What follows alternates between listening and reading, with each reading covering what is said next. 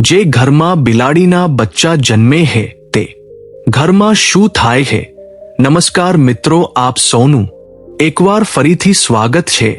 મિત્રો, હું આપને કહું છું કે આ વિડીયોને અધૂરો ન છોડતા.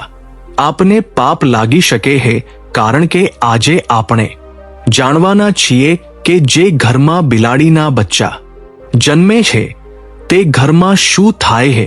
અને મિત્રો, આ વાત જાણવી આપણા માટે ખૂબ જરૂરી છે. એટલે જ કહું છું કે વિડીયો આંખો જોવો. બિલાડીઓ વિશ્વનું સૌથી પ્રખ્યાત પાળેલું પ્રાણી હે અને જ્યાં મનુષ્ય રહે હે ત્યાં જ તે જોવા મળે એ.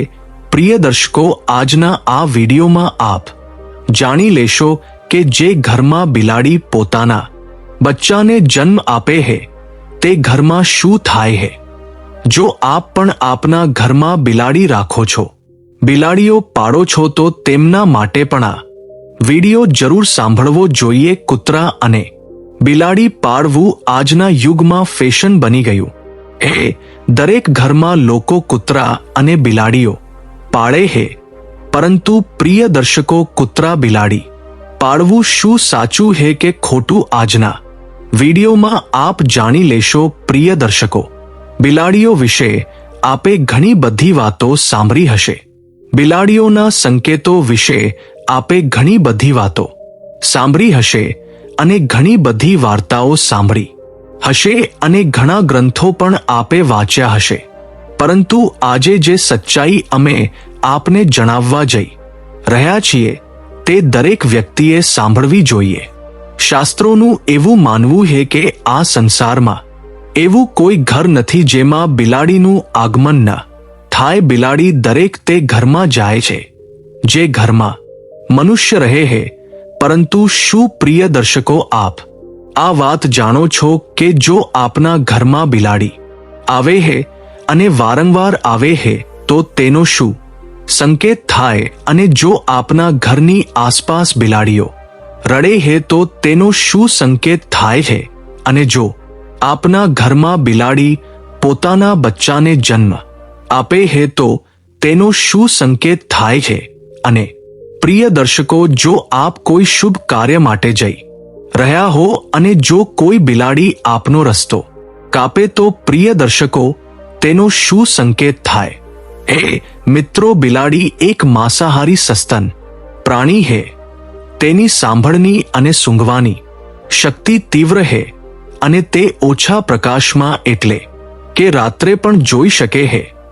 લગભગ 9500 વર્ષથી બિલાડી મનુષ્ય સાથે સાથી તરીકે છે. પ્રાકૃતિક રીતે તેનું આયુષ્ય લગભગ 15 વર્ષનું હોય છે. શ્રી હરિવિષ્ણુ કહે છે કે જે ઘરમાં બિલાડી પોતાના બચ્ચાને જન્મ આપે તે ઘરમાં માતા લક્ષ્મીનું આગમન થાય છે. પરંતુ આ કેટલું સાચું છે અને કેટલું ખોટું? મિત્રો, વિડીયોમાં આગળ વધતા પહેલા આપને વિનંતી છે કે અમારી રજૂઆત આપને ગમે તો વિડીયોને હમણાં લાઈક કરી ચેનલને સબસ્ક્રાઇબ કરી લો. હવે વિડીયોને આગળ વધારીએ. પ્રિય દર્શકો, પ્રાચીન કાળની વાત છે. એક નગરમાં એક સ્ત્રી રહેતી હતી. તે સ્ત્રીનો એક પુત્ર હતો. તો પ્રિય દર્શકો, તેનો તે પુત્ર અપંગ હતો. તેનો તે પુત્ર બિલકુલ અપંગ હતો. ન તો તે પથારીમાંથી ઉઠી શકતો હતો અને ન તો તે ચાલી શકતો હતો. હવે તે સ્ત્રી પોતાના પુત્રની આવી આર્થિક સ્થિતિ જોઈને ખૂબ દુઃખી રહેતી હતી. હંમેશા તેને આ ચિંતા ખાઈ જતી હતી કે મારા પુત્રનું શું થશે? પ્રિય દર્શકો, હવે જ્યારે બીજું વર્ષ આવે છે તો બીજા વર્ષે તે સ્ત્રીને બીજો પુત્ર થાય છે. તો પ્રિય દર્શકો, તેનો બીજો પુત્ર પણ બિલકુલ અપંગ હતો. તે પણ તે સ્ત્રીના પહેલા પુત્રની જેમ જ બિલકુલ અપંગ હતો. નતો તો તેનો તે બીજો પુત્ર પોતાની પથારીમાંથી ઉઠી શકતો હતો અને ન તો તે ચાલી શકતો હતો. પછી દર્શકો, હવે તે સ્ત્રીને વધુ ચિંતા સતાવવા લાગી હતી કે હવે તો મારા 2 પુત્રો છે પરંતુ બંને બિલકુલ અપંગ છે. તેમનું શું થશે, તેમનું ભવિષ્ય કેવું હશે હવે જે ત્રીજું વર્ષ આવે એ તો ત્રીજા વર્ષે તે સ્ત્રીને ત્રીજો પુત્ર પણ થાય છે. જ્યારે તે સ્ત્રીને ત્રીજો પુત્ર થાય છે તો તેની પણ એવી જ સ્થિતિ હતી જેવી બંને પુત્રોની હતી. તે ત્રીજો પુત્ર પણ ન તો ચાલી શકતો હતો અને ન તો પોતાની પથારીમાંથી ઉઠી શકતો હતો. પ્રિય દર્શકો, હવે તે સ્ત્રીને વધુ ચિંતા સતાવવા લાગી કે હવે મારા 3 પુત્રો થયા પરંતુ ત્રણેય ખૂબ અપંગ છે, ત્રણેય ચાલવા ફરવાની સ્થિતિમાં નથી. તેમનું ભવિષ્ય શું થશે હવે? તેમનું લાલન પાલન કોણ કરશે? હું કેટલા દિવસ જીવીશ? જ્યાં સુધી હું જીવું છું ત્યાં સુધી તો હું તેમની સંભાળ રાખી શકું, પરંતુ મારા જવા પછી તેમનું શું થશે? આ જ ચિંતા તે સ્ત્રીને ખાઈ જતી હતી. પ્રિય દર્શકો, હવે ચોથું વર્ષ આવે છે તો ચોથા વર્ષે તે સ્ત્રીને ચોથો પુત્ર થાય છે. તો પ્રિય દર્શકો, ચોથો પુત્ર પણ અપંગ હતો. તે ચોથો પુત્ર પણ એ જ સ્થિતિમાં હતો. તે પણ ન તો પથારીમાંથી ઊભો થઈ શકતો હતો, ન તો ચાલી શકતો તો હતો. પ્રિય દર્શકો, હવે તે સ્ત્રીની સ્થિતિ વધુ ખરાબ થઈ જાય છે. હવે તે વિચારવા લાગે છે કે શક્ય છે કે મારી કુખમાંથી હંમેશા અપંગ પુત્રો જ જન્મે છે? શક્ય છે કે મારી કુખમાં કોઈ ભૂલ છે? મારી કુખ જ ખરાબ એ આમ વિચારીને તે સ્ત્રી ખૂબ દુઃખી થઈ જાય છે. હવે થોડા દિવસો પછી 5મું વર્ષ આવે છે અને 5મા વર્ષે તે સ્ત્રીને 5મો પુત્ર થાય છે. તો પ્રિય દર્શકો, 5મો પુત્ર પણ તે જ રીતે હતો જેવા પહેલા 4 પુત્રો હતા. તે 5મો પુત્ર પણ ન તો પોતાની પથારીમાંથી ઉઠી શકતો હતો અને ન તો તે ચાલી શકતો હતો. પ્રિય દર્શકો, હવે તે સ્ત્રી પોતાની સંપૂર્ણ આશા છોડી દે છે. પહેલા તે સ્ત્રીને એવી આશા હતી કે એક પુત્ર અપંગ છે તો બીજો પુત્ર ઠીક હશે. જ્યારે 2 પુત્રો અપંગ થઈ ગયા તો તે સ્ત્રીને આશા થવા લાગી કે ત્રીજો તો ઠીક થઈ જશે. જ્યારે 3 પુત્રો અપંગ થઈ ગયા તો તે સ્ત્રીએ આશા રાખી કે ચોથો પુત્ર મારો ઠીક હશે. પ્રિય દર્શકો, જ્યારે ચોથો પુત્ર પણ અપંગ થઈ ગયો તો તે સ્ત્રીએ ખૂબ મુશ્કેલીથી એક આશા રાખી કે શક્ય છે કે 5મો પુત્ર મારો ઠીક થઈ જાય. પ્રિય દર્શકો, જ્યારે 5મો પુત્ર પણ અપંગ જન્મે તો હવે તે સ્ત્રી બિલકુલ આશા છોડી દે અને વિચારવા લાગે છે કે શક્ય છે કે મારા નસીબમાં અપંગ પુત્ર રોજ લખાયેલા છે અથવા શક્ય છે કે મારી કુખ જ ખરાબ હોય. આમ વિચારીને તે સ્ત્રી ખૂબ દુઃખી થઈ જાય છે અને હંમેશા ગુંગળાઈને જીવવા લાગે છે. તે સ્ત્રીને હંમેશા આ ચિંતા સતાવવા લાગે છે કે મારા જવા પછી આ 5 પુત્રોનું શું થશે? તેમનું પાલન કોણ કરશે? આ જ ચિંતા તે સ્ત્રીને ખાઈ જતી હતી. ગુંગળાઈને જીવે છે અને પોતાના પુત્રોનું રડેડીને પાલન કરતી હતી. પ્રિય દર્શકો, લોહીના આંસુ પીતી હતી, પરંતુ તેમ છતાં પોતાના પુત્રોનું સારી રીતે લાલન પાલન કરતી હતી. પ્રિય દર્શકો, હવે થોડો સમય પસાર થયા પછી તે સ્ત્રીના ઘરમાં એક સફેદ બિલાડી આવે છે અને તે બિલાડી તે સ્ત્રીના ઘરમાં રહેવા લાગે છે. પ્રિય દર્શકો, હવે થોડા દિવસો સુધી તે બિલાડી તે સ્ત્રીના ઘરમાં રહે છે અને થોડા દિવસો પછી તે બિલાડી પોતાના સુંદર 4 બચ્ચાને જન્મ આપે છે. જ્યારે બિલાડી પોતાના 4 બચ્ચાને જન્મ આપે છે તો પ્રિય દર્શકો, તે સ્ત્રીનો પહેલો બાળક બિલકુલ ઠીક થઈ જાય છે. તે સ્ત્રીનો પહેલો બાળક પોતાની પથારીમાંથી ઊભો થવા લાગે છે અને પોતાના પગ પર ચાલવા પણ લાગે છે. પ્રિય દર્શકો, હવે તે સ્ત્રી ખૂબ પ્રસન્ન થાય છે અને ખૂબ ખુશ થઈ જાય છે અને ઉપરવાળાનો દિલથી આભાર માને છે. પ્રિય દર્શકો, હવે તે સ્ત્રી તે બિલાડીના બચ્ચાને પોતાની પાસે જ રાખતી હતી અને તેમનું સારી રીતે પાલન કરતી હતી. પ્રિય દર્શકો, થોડા દિવસો પસાર થયા પછી તે બિલાડીનું ફરીથી પ્રસવ થાય છે અને તે બિલાડી ફરીથી પોતાના 4 બચ્ચાને જન્મ આપે છે. તો તેનો ફરીથી તે સ્ત્રીનો બીજો દીકરો ઠીક થઈ જાય છે.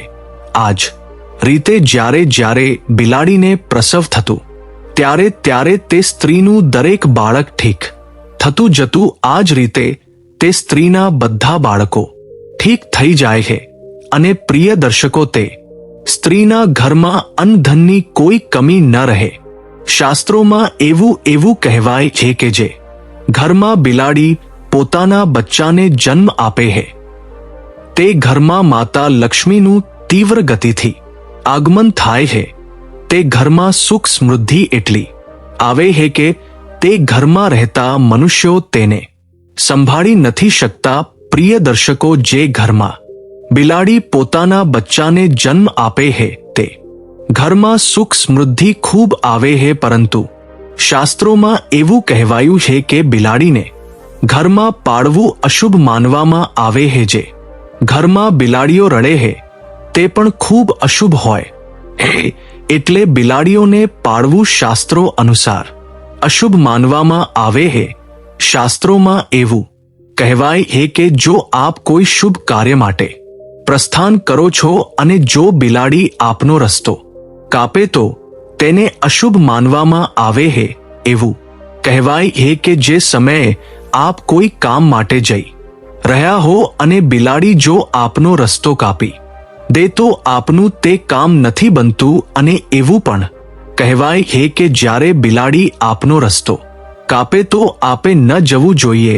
જો આપના ઘરમાં આવીને બિલાડી રડે છે તો પ્રિય દર્શકો, આને પણ ખૂબ મોટો અશુભ સંકેત માનવામાં આવે છે.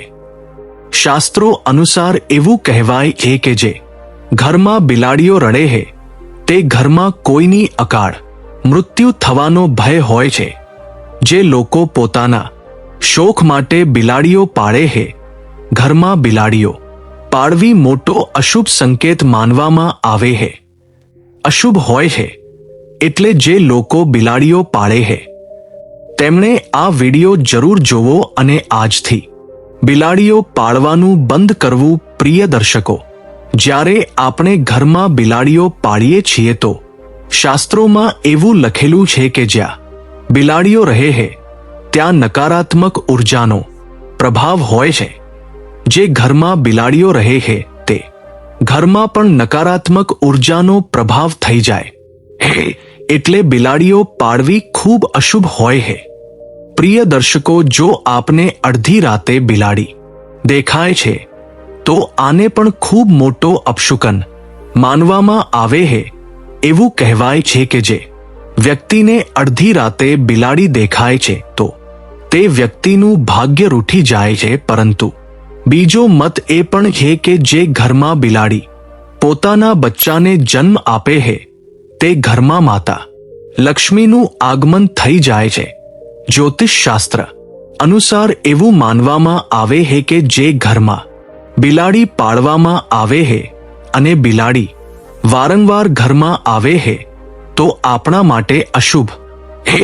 આપણા ઘરમાં જ્યાં બિલાડી ફરે છે તે જગ્યાએ નકારાત્મક ઉર્જા આવે છે અને આપણા ઘરમાં હાજર સકારાત્મક ઉર્જાને પણ નુકસાન થાય છે.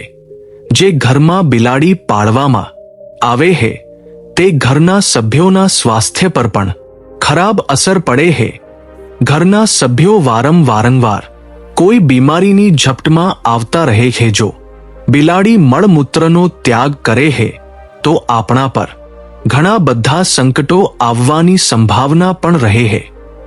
એવું પણ માનવામાં આવે છે કે આપના ઘરની પાળેલી બિલાડી જો અચાનક ક્યાંક ચાલી જાય તો સમજી લો કે આવનારા થોડા સમયમાં આપની સાથે અશુભ ઘટના થવાની છે. બિલાડી ભગવાન વિષ્ણુની પત્ની લક્ષ્મીની મોટી બહેન અલક્ષ્મીનું વાહન છે. બિલાડીનો શુભ સંકેત શું છે? જો આપ બિલાડીને તેના બચ્ચા સાથે જોઈ લો તો આ શુભ સંકેત માનવામાં આવે છે। તેનો અર્થ એ છે કે આપની કોઈ જૂના મિત્ર કે સગા સંબંધી સાથે મુલાકાત થવાની છે અને આપને કોઈ સારા સમાચાર પણ મળી શકે છે। જો દિવાળીની રાતે આપના ઘરમાં બિલાડી આવે તો આ શુભ માનવામાં આવે છે। તેનાથી આપને ધનની પ્રાપ્તિ થઈ શકે છે। જો બિલાડી આપની ડાબી બાજુએથી રસ્તો કાપીને જમણી બાજુ જાય તો આ શુભ સંકેત માનવામાં આવે છે। જો બિલાડીના ઝેરને કપડામાં બાંધીને ને આપની બાજુ પર બાંધવામાં આવે તો નજર દોષથી આપનું રક્ષણ થાય છે। જો કોઈની કુંડળીમાં રાહુ અશુભ હોય અને રાહુના કારણે પરેશાની આવતી હોય તો રાહુના અશુભ પ્રભાવથી બચવા માટે ઘરમાં બિલાડી પાળવી જોઈએ, કારણ કે બિલાડી રાહુનું વાહન માનવામાં આવે છે। બિલાડીનો રસ્તો કાપવો એવું માનવામાં આવે છે કે બિલાડીની છઠ્ઠી ઇન્દ્રિય મનુષ્યોની છઠ્ઠી ઇન્દ્રિય કરતાં ઘણી વધુ સક્રિય હોય છે, જેના કારણે તેને હોનીનો પૂર્વાભાસ થવા લાગે છે। માન્યતા અનુસાર કાળી બિલાડીનો રસ્તો કાપવો ત્યારે જ અશુભ માનવામાં આવે છે।